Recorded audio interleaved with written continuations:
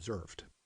All the same, there can be no doubt that a study of Italy's greatness between 1450 and 1650 would be illumined by serious comparison with those other experiences encountered in the course of the many-centuried history, however different or distant in time they may be.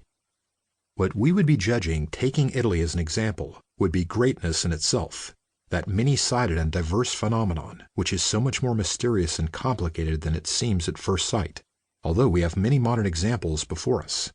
The greatness of 16th century Spain, 17th century Holland, 18th century France and Britain, not to mention more recent cases of which we will all be aware.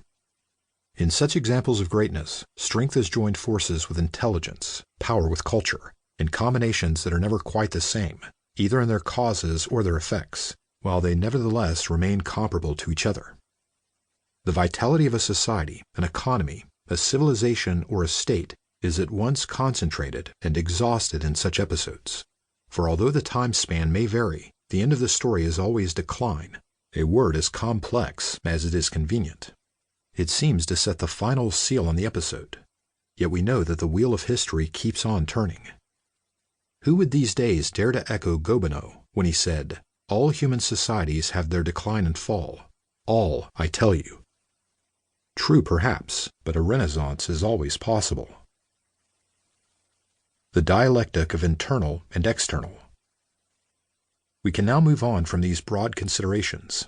It is enough to have evoked them in order to shed a clearer light on our particular area of concern, the period 1450 to 1650.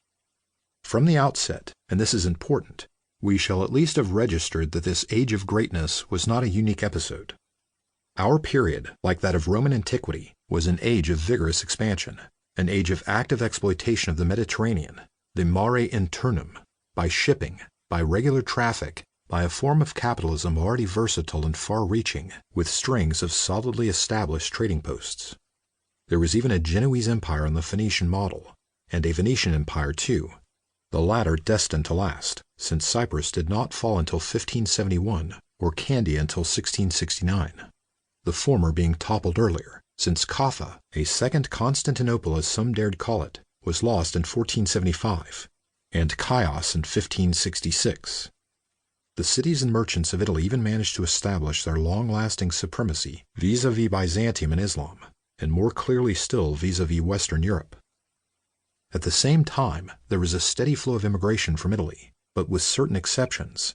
And here I am thinking of the Italian soldiers who fought so often abroad, at Muhlberg for instance, under the banner of the Duke of Alba in 1547, at Lepanto under the command of Don John of Austria in 1571, the soldiers who formed the nucleus of Alessandro Farnese's army in the Netherlands, and who continued to fight so frequently during the 17th century in the service of the King of Spain, a ruler well known for his readiness to draw on Italian manpower supplies and credit, and to exploit Sicily, Naples, and the Milanese quite shamelessly.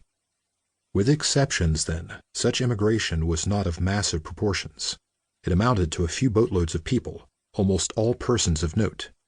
Engineers, skilled craftsmen carrying with them the secrets of specialized technology, merchants in large numbers, churchmen, and even at this early date, political technocrats from Concini to Mazarin or Alberoni, humanists, some professors and some not, and lastly artists, musicians, architects, painters, sculptors, goldsmiths, theater companies, directors, dancing masters, and astrologers.